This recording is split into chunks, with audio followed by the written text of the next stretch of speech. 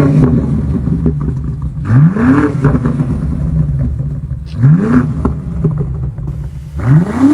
ាទស្ដាប់សំឡេងអំបញ្ញមិញគឺថាពិតជាពីរោះតែម្ដងអេមស្រេម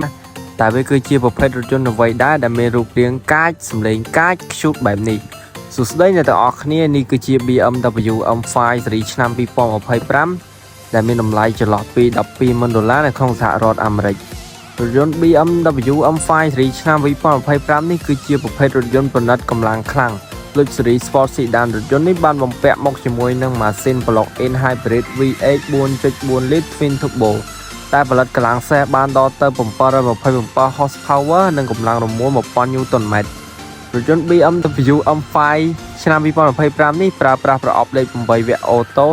និងប្រព័ន្ធបើកបរ MX Drive AWD ដែលមានន័យថាវាវិលដោយប្រើប្រាស់ពង2ល្បឿនពី0ទៅ100គីឡូម៉ែត្ររថយន្តនេះចាយពេលខ្ទង់ 3.5 វិនាទីតែម្ដងចំណុចដែលពិសេសរបស់វានោះគឺមុខងារ Plug-in Hybrid នេះតែម្ដងណានៅក្នុងចម្ងាយខ្ទង់65ទៅ70គីឡូម៉ែត្របើកបរដោយប្រើប្រាស់អគ្គិសនីសុទ្ធមិនអស់សាំងនោះទេរ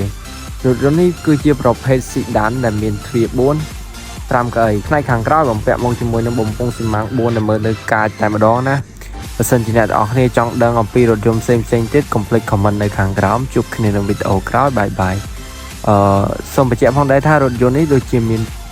ពីស៊េរី Sedan ដូចជា Touring Wagon ប៉ុន្តែខ្ញុំសូមលើកយកតែស៊េរីនេះទេ